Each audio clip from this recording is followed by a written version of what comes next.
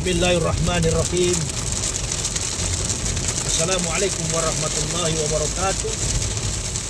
Alhamdulillah mukabbiril laili wa nahari wa mudabbilil ayyami wahda. Allazi ja'ala awal al-ashuri hurumis syardi jalqada. Wa jalla syahrun haruman la yusfata fi hada munhimayatan bil hajj wa sadaqa wa'da. Asyhadu an la ilaha illallah allazi aqaza ahda. Wa asyhadu anna sayyidina Muhammadan abduhu wa rasuluhu allazi haqqaqa lahu hamda. Allazi jahada fillahi haqqa jihadihi wa badala juhda. Amma ba'd. Ya ibadallah, ittaqullah haqqa tuqatih wa la tamutunna illa wa antum muslimun. Ma'asyiral muslimin wal muslimat rahimakumullah, dimanapun saudara-saudaraku berada. Pada hari ini bertepatan dengan tanggal 16 Mei tahun 2025 miladiah. Usai kami melaksanakan sholat Jumat, suasana dalam kondisi hujan deras. Kami menuju Jakarta dari Purwakarta, Jawa Barat. Usai melaksanakan sholat Jumat, dan alhamdulillah sampai pada hari ini kami tetap setia menegakkan dinul haq, dinul Islam, untuk kebangkitan Islam. Sudah terlihat nyata keberhasilan tegaknya Islam, maka tegak pula negara kesatuan Republik Indonesia. Gunjang-gunjing permasalahan yang 10 tahun lalu dibawa oleh Jokowi sampai hari ini menjadi kotoran, masih menjadi sampah di tengah kehidupan kita bermasyarakat, berbangsa dan bernegara.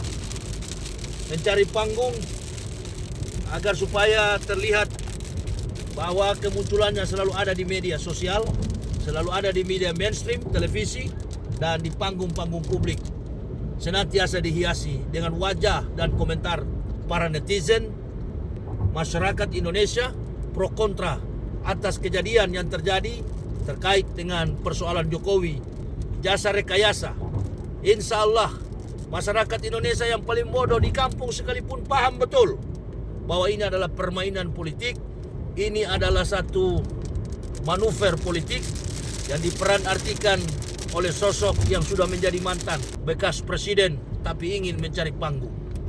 Berhentilah Pak Jokowi, berhentilah dengan segala manuver, berhentilah dengan segala kebohongan. Akuilah bahwa Anda bukan sosok sarjana.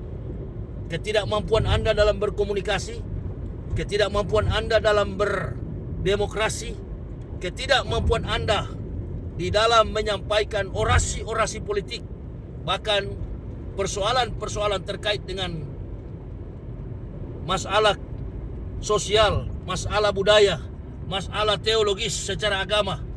Anda bukan pemimpin yang baik. Anda tidak mampu mengkalkulasi perhitungan secara matematik dalam konteks kehidupan masyarakat berbangsa dan bernegara. Oleh dan sebab itu, masyarakat bodoh sekalipun telah paham bahwa Anda adalah sosok yang tidak pantas sebenarnya untuk menjadi presiden, untuk menjadi pemimpin, bahkan menjadi seorang sosok kepala daerah pun. Anda dinyatakan oleh masyarakat, mayoritas masyarakat ini sudah paham betul. Oleh sebab itu, seorang leader, seorang pemimpin itu, kemampuan seorang pemimpin terbaca dari kemampuan dia berbicara dan kebijakan yang dia ambil dalam keputusan-keputusan politik. Menjadi seorang presiden itu tidak mudah. Menjadi seorang presiden itu tidak gampang. Menjadi seorang pemimpin negara tidaklah mudah. Anda memimpin institusi yang begini banyak, institusi negara, dan memimpin orang-orang yang mempunyai cakrawala kemampuan secara akademik, civil society, dan masyarakat yang punya kemampuan di atas rata-rata, masyarakat kaum menengah, kaum atas, bahkan masyarakat yang sudah tercerdaskan dengan media sosial. Maka tidak cocok Anda menjadi seorang pemimpin negara. Tapi karena nikmat yang diberikan Allah Subhanahu wa Ta'ala melalui partai politik, maka melalui PDIP yang menjadi pemenang partai politik, Anda diangkat menjadi seorang pemimpin. Karena partai politik, karena dukungan masyarakat yang mau ditipu, masyarakat penjilat, masyarakat pembohong, masyarakat yang sama elemen sama kehidupan dengan Anda. Maka masyarakat yang menolak, Anda penjarakan. Anda penjarakan dengan mencari-cari masalah, dengan mencari-cari celah. Dan terakhir kali ini yang menguak di publik adalah bagaimana Roy Suryo dan kawan-kawan, Roy CS, melakukan sebuah manuver, melakukan sebuah terobosan untuk mencari tahu secara akademik, membangun argumentasi ilmiah, dan kemudian disanggah dengan praktik-praktik penghukuman secara publik yang ingin Anda mencoba lagi kekuatan Anda. Tapi sayang seribu sayang, kekuatan Anda sudah tidak kuat lagi. Mengapa?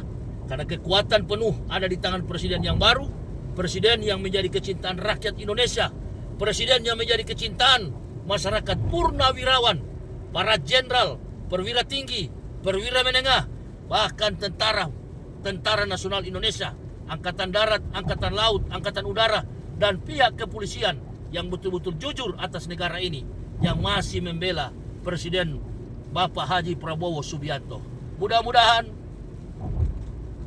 kesinambungan rezim Bapak Prabowo Subianto ini senantiasa diridhoi Allah Subhanahu wa taala, dan beliau sehat, diberikan kekuatan umur panjang sampai beliau menjabat 2 periode.